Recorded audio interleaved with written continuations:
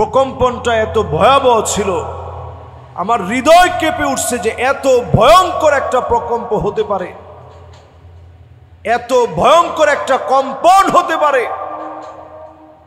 আর চতুর্দিকে মানুষের শুধু চিৎকার শুনছিলাম আমি। আশেপাশের মানুষগুলা বিল্ডিং থেকে দৌড়ে নেমে গেছে যে আল্লাহ, এই মনে হয় এবার ধরে ফেলছে।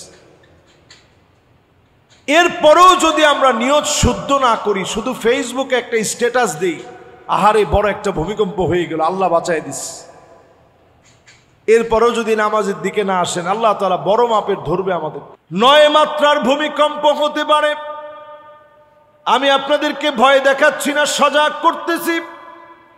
এই জমিনের লোকগুলা যদি নামাজি হয়ে যায়, আল্লাহর কসম, এই জমিন থেকে যিনি ভূমিকম্প গুলাকে উঠায় নিবেন তিনি কে? আল্লাহ পাকের শুকরগুজারি আদায় করছি। আল্লাহ তাআলা হয়তো আজকে আমাদেরকে সুযোগ দিয়েছেন,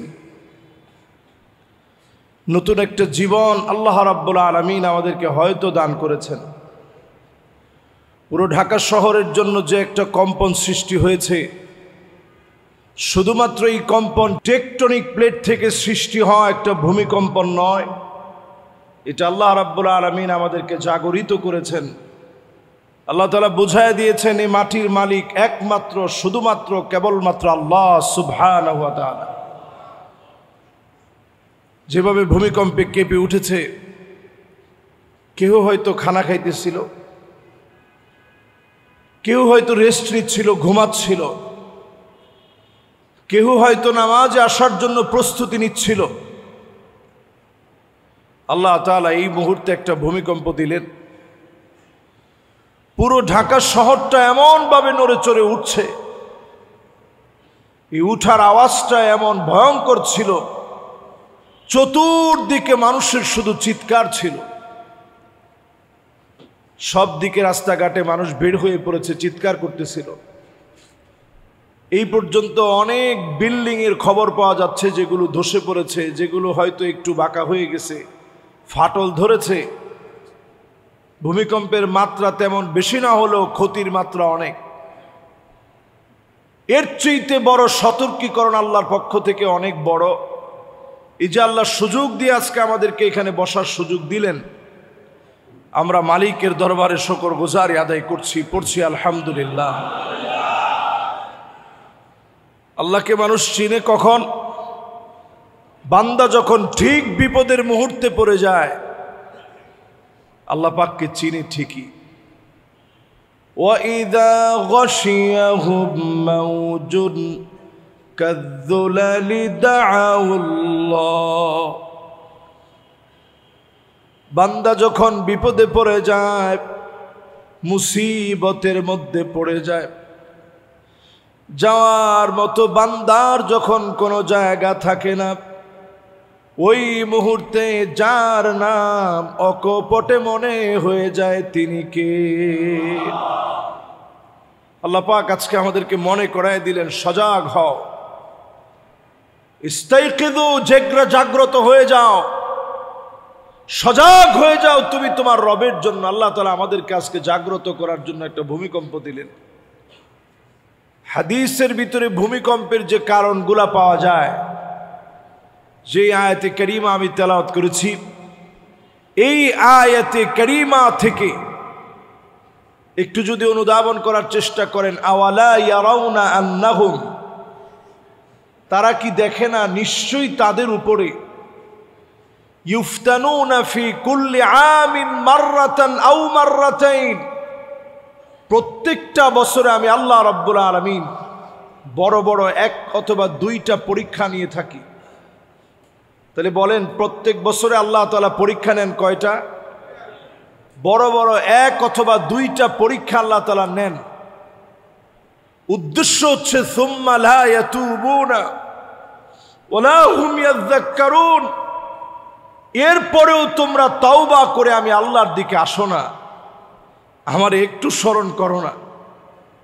আজ যদি তাওবা করে আল্লাহকে স্মরণ করে বেনামাজি যদি নামাজি হয়ে যায়, মদখোর মদদি জেনাকার বেপরদানিশীল নারীরা যদি পর্দানিশীল হয়ে যায়, সমাজ থেকে যিনি ভূমিকম্প উঠায় নেবেন তিনি কে?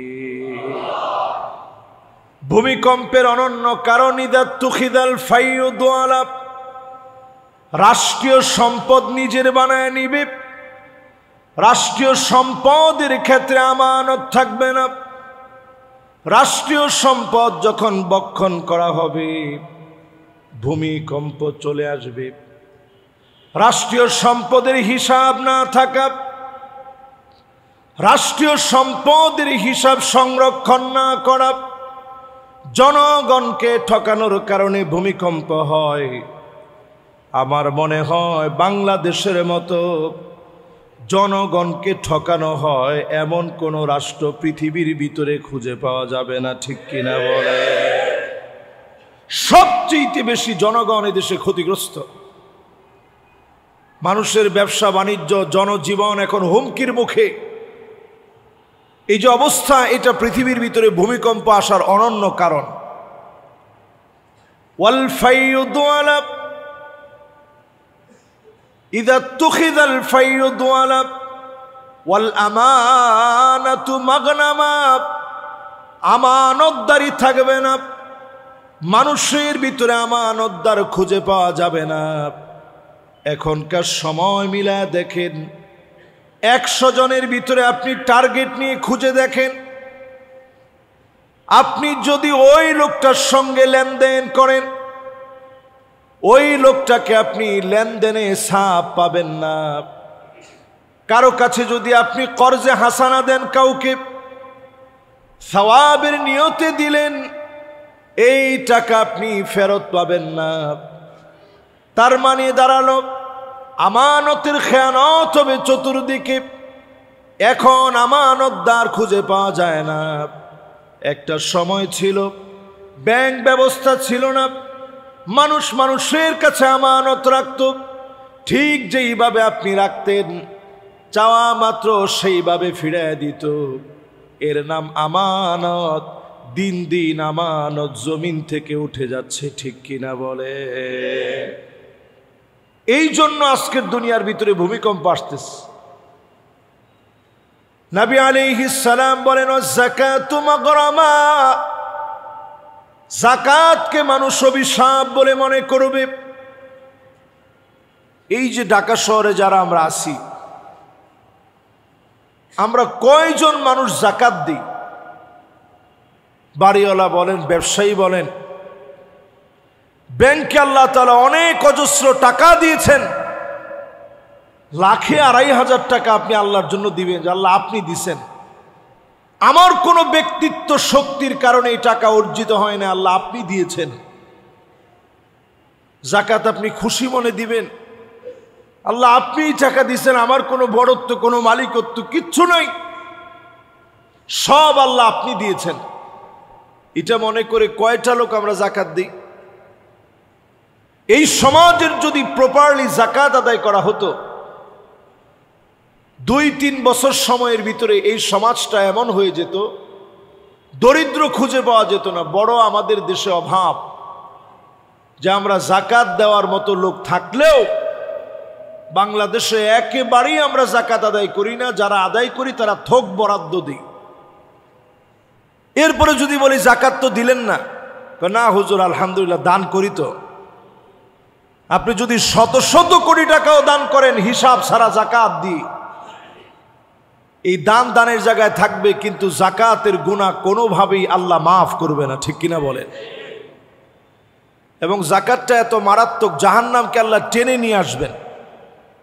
আপনি চিন্তা করেন শব্দ চয়ন, ইয়াউমা ইউহমা আলাইহা ফি নারি জাহান্নাম, জাহান্নামকে আল্লাহ নিয়ে আনবেন, হাজির করাবেন, মানুষের সামনে সেদিন দাঁড় করাবেন।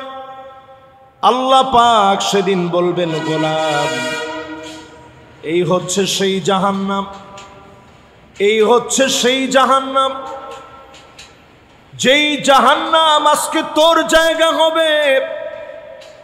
সেই জাহান্নামের ভিতরে সেদিন সম্পদগুলাকে উত্তপ্ত করা হবে। এরপরে আপনার কপালের ভিতরে, চেহারার ভিতরে, আপনার পিঠের ভিতরে, পেটের ভিতরে সেদিন সেকা দেওয়া হবে। হাদা মা কানাস্তুম লিআনফুসিকুম, আল্লাহ পাক সেদিন বলবে এই তোর সম্পদ, যেই সম্পদ তুই দুনিয়ার জীবনে গচ্ছিত করে রেখেছিলি, জনগণকে ঠকায়া অধিকার থেকে বঞ্চিত করে এই সম্পদ তুই গচ্ছিত করে রেখেছিলি। এই সম্পদ সেদিন গচ্ছিত করে রাখার কারণে মানুষগুলা সেদিন আল্লাহর আদালতে ধরা পড়ে যাবে। যাকাতের কারণে এই জমিনের ভিতরে ভূমিকম্প হয়, ভূমিকম্প হবে এই জমিনের ভিতরে। ওয়াতুল্লিমাদ-দীন ওয়াতুল্লিমাল ইলমু লিগাইরিদ-দীন, মানুষ আলেম হবে, নিজের অনেক বড় আলেম বলবে জন্য। আল্লাহু আকবার। এই অংশটা আসলে আমাদের নিজেরে বড় অপরাধী মনে হয়। দুনিয়ার জীবনে পাই না এরকম খুব কম জিনিস আমি দেখি। আল্লাহ তাআলা সব সম্মান ইজ্জত সব আমাদেরকে দিছেন। কিয়ামতের দিন কত আলেম আল্লাহর কাছে ধরা পড়ে যাবে।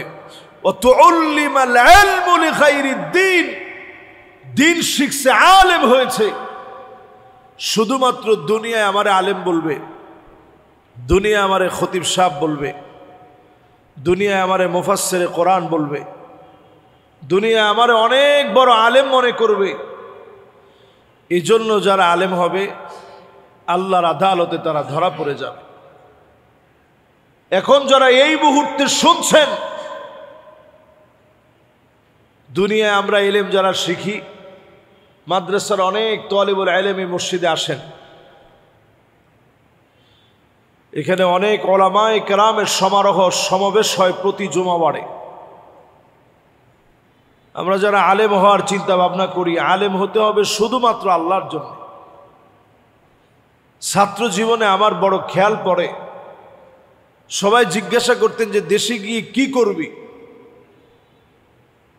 তো আমি এক বাক্যে বলতাম, যদি আল্লাহ খাওয়া খুশি থাকে আমাদের খুশি থাকতে হবে। যদি আল্লাহ খাওয়া খুশি না থাকে, না খাওয়া খুশি থাকে, আমি তো গোলাম। না খেয়ে খুশি থাকার নামই হচ্ছে গোলাম হওয়া। আমি যদি আল্লাহর গোলাম হই, আমি যদি আলেম হই, আমাদের যারা আকাবের ছিল,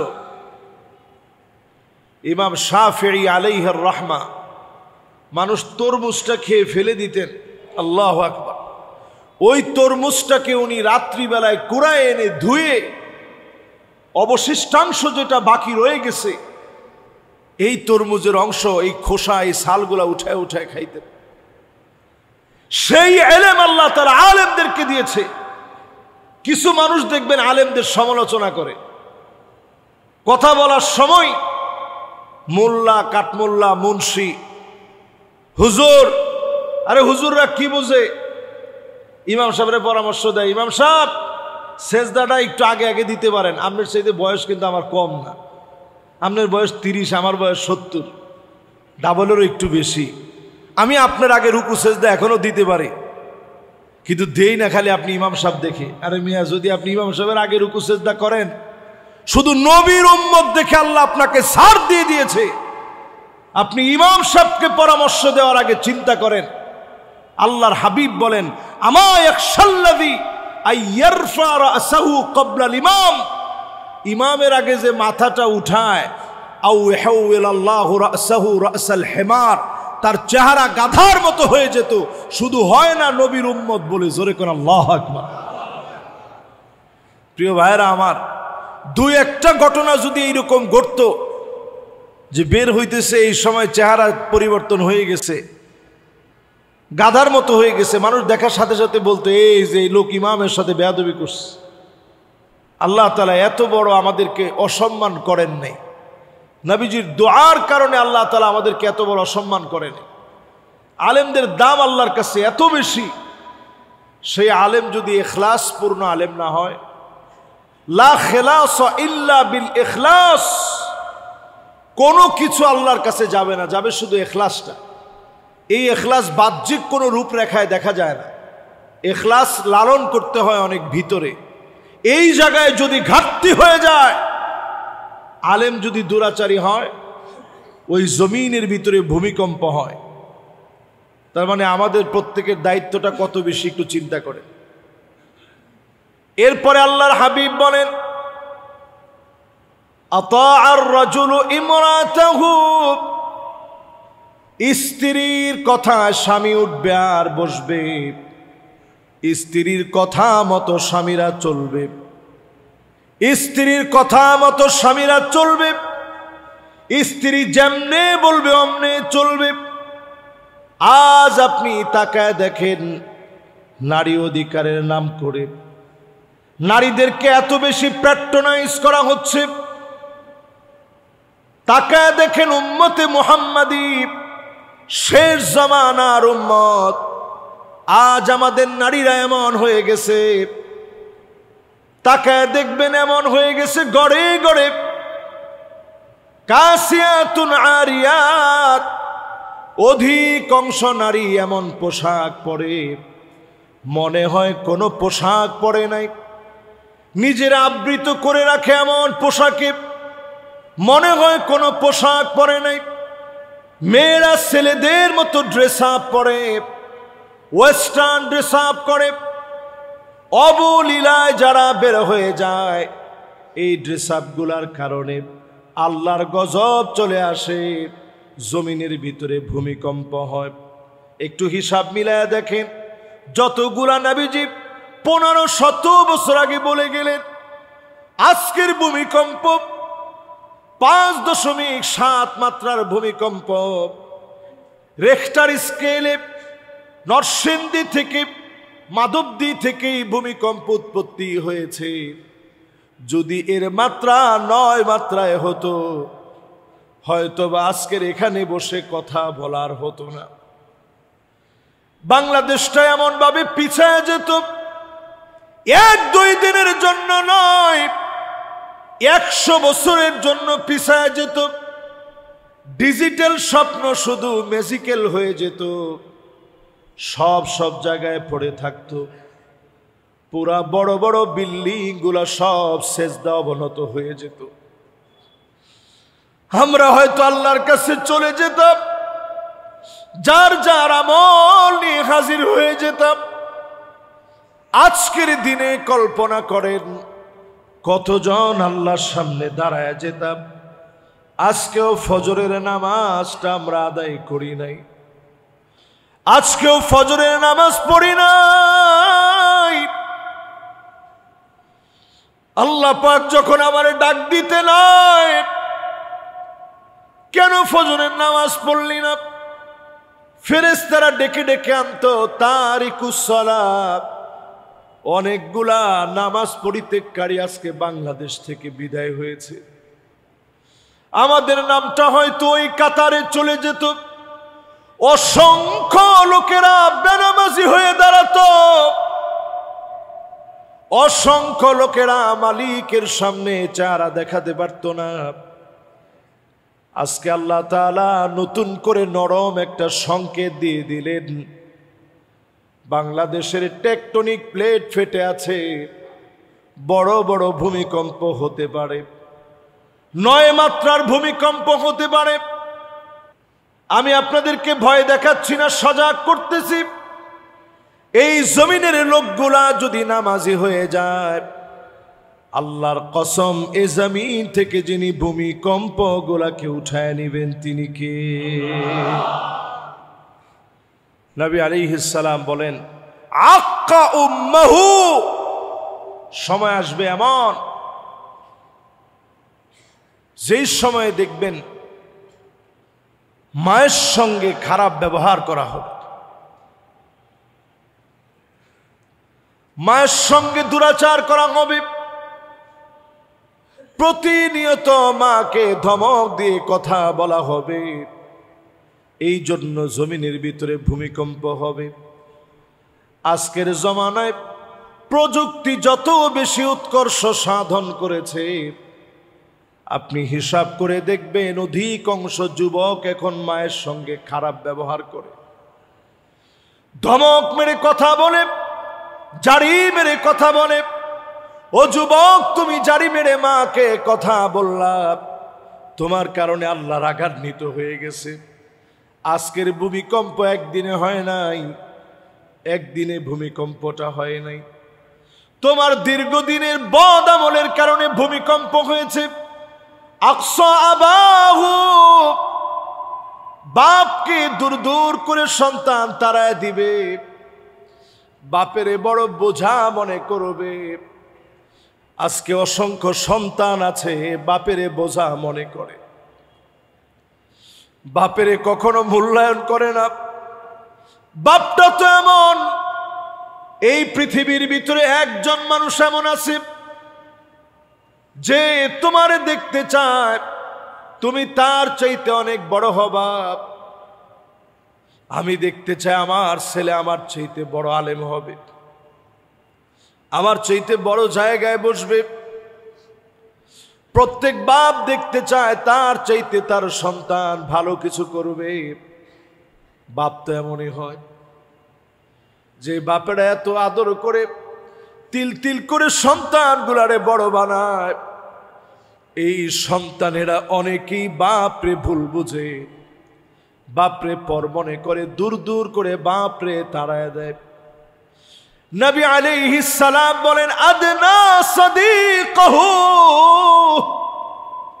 বন্ধুরে বড় আপন মনে করে। করেনি? এই সমাজের ভিতরে বন্ধু যা বলে, আহা,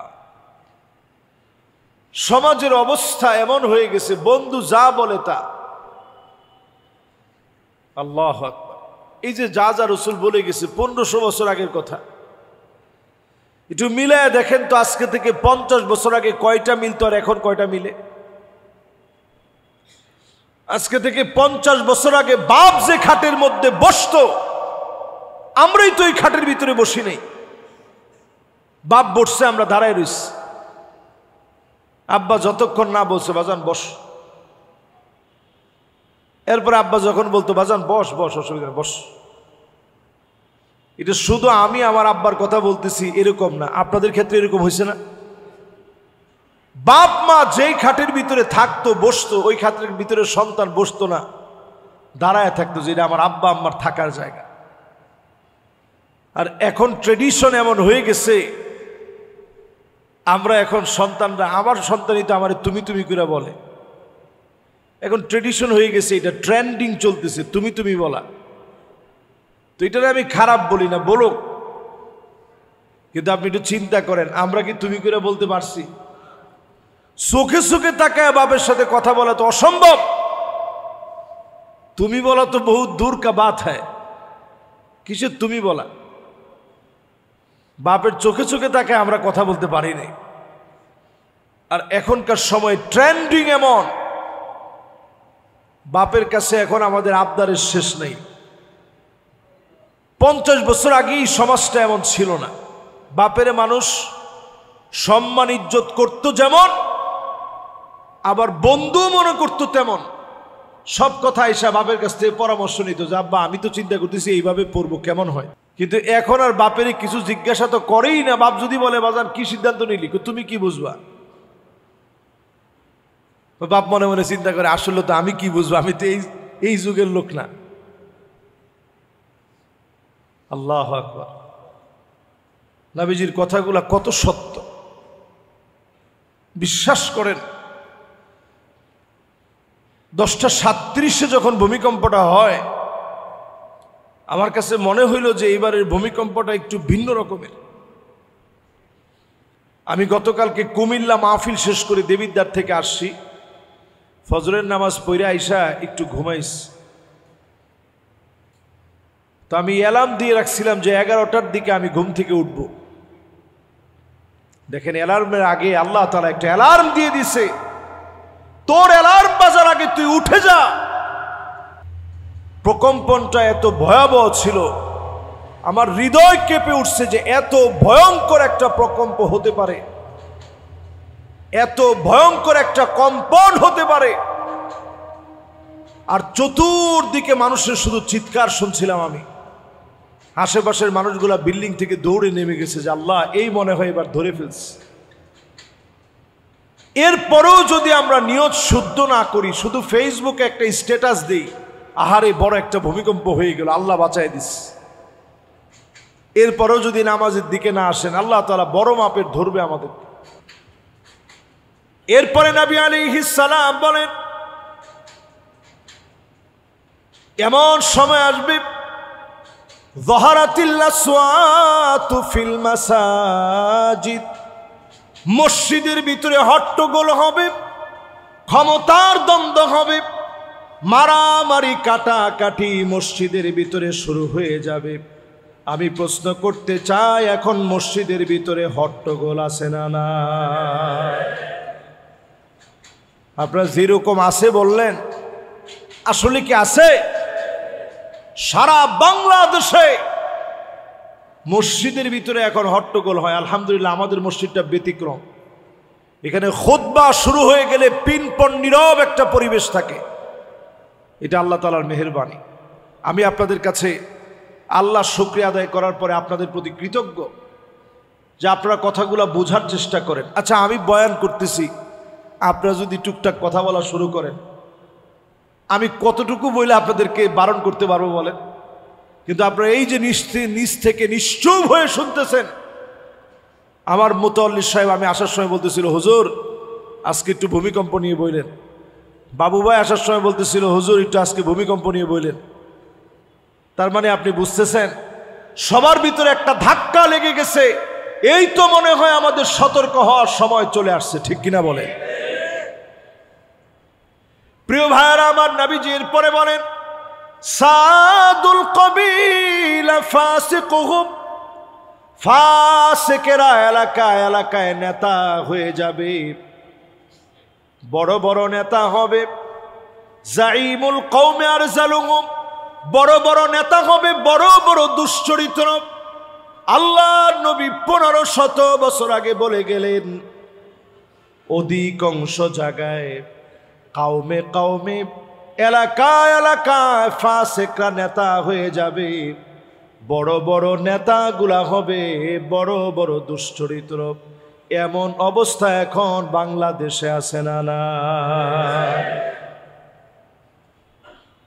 জাইমুল কওমে আরজালুহুম, সবচেয়ে বড় বড় নেতারা, আরজালুহুম সবচেয়ে নিকৃষ্ট চরিত্রের হবে।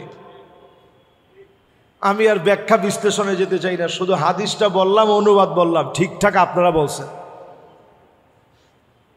এবার আপনারা বলেন, আসলে ঠিক? আল্লাহ রসুল বলছে, বেঠিক হয় কেমনে মেয়া? 100% ঠিক। আপনি যেই নেতার পিছনে স্লোগান ধরেন, ওই নেতার যদি নামাজ না থাকে, ওইটা কেমন নেতা?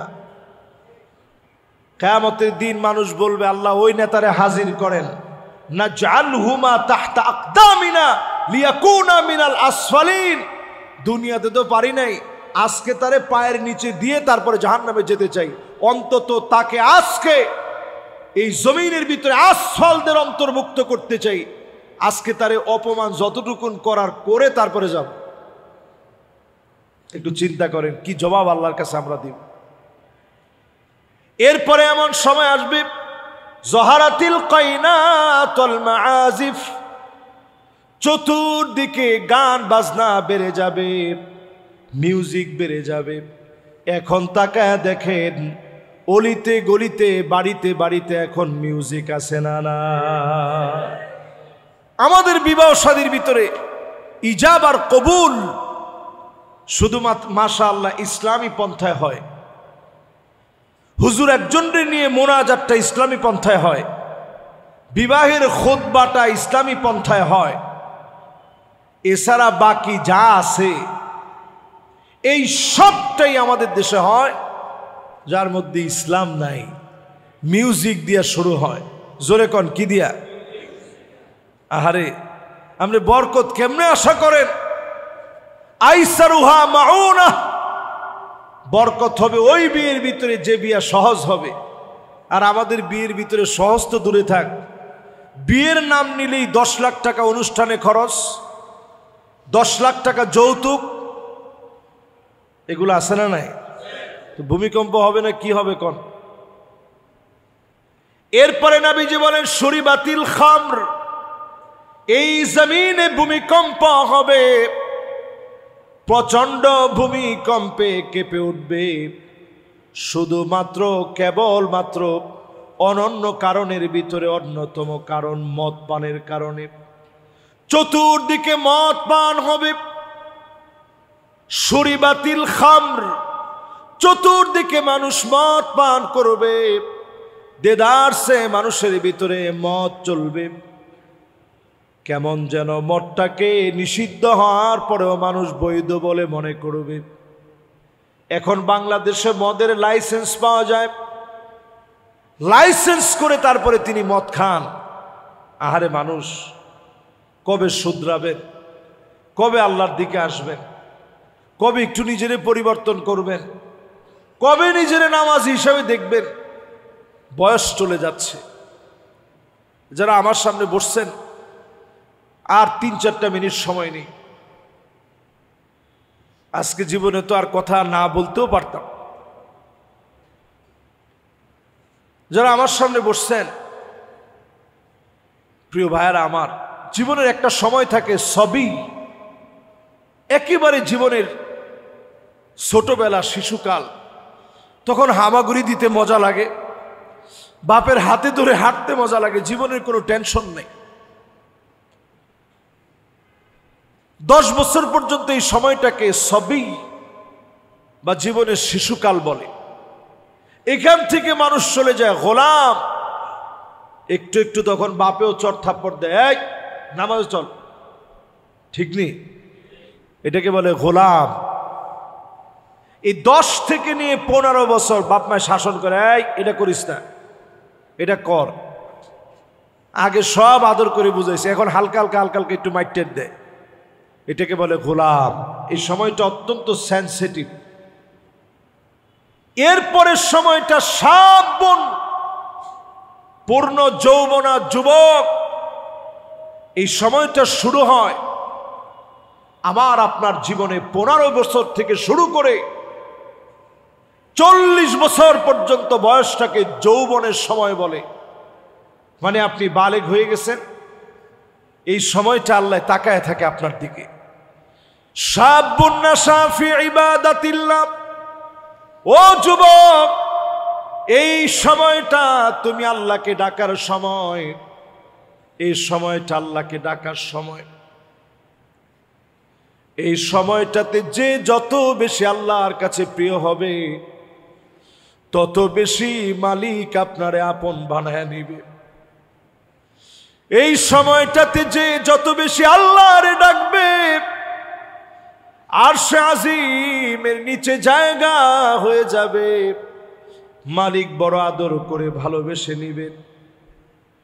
যুবকেরা যদি পরিশুদ্ধ হয়ে যায়, এ সমাজ পরিশুদ্ধ হবে।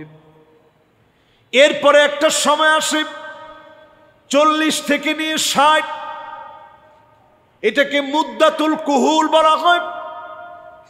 চোখের নিচে দেখবেন সুরমা দিলে যেমন দাগ পড়ে, 40 থেকে 60 বছরে সুরমা ছাড়া অটোমেটিক্যালি ঘুম কম হওয়ার কারণে দাগ পড়ে যায়, ঠিক নেই? সুরমা লাগে না, তাকাইলে দেখবেন চোখের নিচে কালো হয়ে গেছে, চোখটা ফুলে গেছে। 40 থেকে 60 এই বছরটা মুদ্দাতুল কুহুল, এটা অটোমেটিক্যালি সুরমা দেওয়া থাকে আল্লাহর পক্ষ থেকে। এরপরে অনেকে ওইটা ঢাকার জন্য আলগা একটা সুরমা দেন, দিলে কোনো খারাপ না, দিবেন। চোখের নিচে ফুলে গেছে, কালো হয়ে গেছে, তখন চিন্তা করেন একটু সুরমা দিয়ে রাখি। এই বয়সটা মানুষের জীবনে চলে আসে। এরপরের বয়সটা 60-এর উপরে। সুম্মা নুআম্মিরুহু নুনাক্কিসুহু ফিল খালক, সৃষ্টির ভিতরে দুর্বলতা চলে আসে, শরীরটা দুর্বল হয়ে যায়, চাইলে আগের মতো সব এখন আর করতে পারেন না, আগের মতো আর শরীরে শক্তি পাওয়া যায় না। এই 60 থেকে নিয়ে ঊর্ধ্ব যতদিন পর্যন্ত আপনি বাঁচবেন, এ বয়সটার নাম শাইখুন, বৃদ্ধ বয়স, বার্ধক্যের কাল এটি। আজকে এখানে যারা যারা বসছেন এখনো নামাজের দিকে আসেন নাই, শুধুমাত্র ভূমিকম্প না, ফালইয়ারতাকিবু ইনদা যালিকা রিহান হামরা, বাতাসের সঙ্গে আগুন আসবে, ফায়ার সার্ভিস দিয়ে কোনো লাভ হবে না, ফায়ার ব্রিগেড দিয়ে কোনো লাভ হবে না, দাউ দাউ করে জ্বালায় পুরা সারখার করে দিবে। ফালইয়ারতাকিবু ইনদা যালিকা রিহান হামরা, চতুর্দিকে দাউ দাউ করে আগুন জ্বলবে। এরপরে ভূমিকম্প হবে, এরপরে এই জমিনের ভিতরে নতুন নতুন আযাব আসবে, রোগ শোক চলে আসবে, জায়গায় জায়গায় মানুষ নতুন নতুন রোগে মারা যাবে। এখন ক্যান্সার কম না বেশি? এই যে রেডিয়েশন, এই যে কথা বলতেছি রেডিয়েশন, হাতের ঘড়িতে রেডিয়েশন, এই যে ফ্যানের রেডিয়েশন, সব জায়গায়, হাতের যে মোবাইল এটার মধ্যে রেডিয়েশন। আপনি মাইপা দেখবেন রেডিয়েশন মাপার একটা যন্ত্র আছে, ডিটেক্টর আছে, আপনি মেপে দেখবেন এটার মধ্যে আসে 2900, ঘড়ির মধ্যে আসে 2300, মাইকের ভিতরে ধরলেও দেখবেন 2200 আসবে। সুইচে ফ্যানে সবগুলা মিলায়া দাও দাও করে আগুন জ্বলার মতো জ্বলতেছে। শরীর 1 সেকেন্ডে নিতে পারে 300 রেডিয়েশন, সেখানে 1000 রেডিয়েশন আপনাকে প্রতিনিয়ত মারতেছে। ছোট বাচ্চাদের 10 গুণ বেশি ক্ষতি হয়, তাদের মস্তিষ্কের খুলিটা নরম থাকে। এই যে রেডিয়েশন আমাদেরকে প্রতিনিয়ত আঘাত করতেছে, মানুষ নতুন নতুন রোগে আক্রান্ত হচ্ছে, সব আমরা হাত দিয়ে কামাই করতেছি। আল্লাহর কাছে আমরা পানাহ চাই, আল্লাহ যেন আমাদেরকে আজকে যেভাবে একটা নতুন হায়াত দিলেন, আল্লাহ যেন আমাদেরকে নামাজি বানান, আমাদের আখলাক যেন আল্লাহ পরিবর্তন করে দেন। পড়ে না আমিন।